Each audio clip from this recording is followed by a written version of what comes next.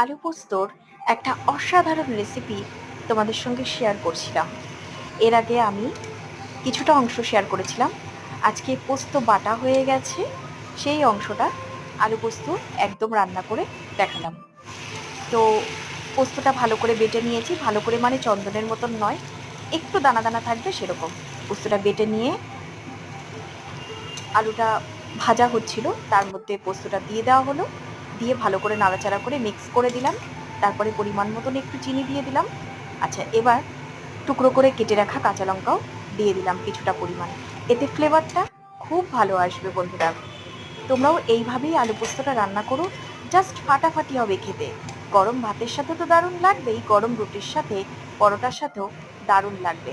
আমার কিন্তু আলু পোস্তটা রান্না হয়ে গেছে, তোমরা এবার দেখে বলো যে কেমন হয়েছে। সকলকে টাটা, রাধে রাধে।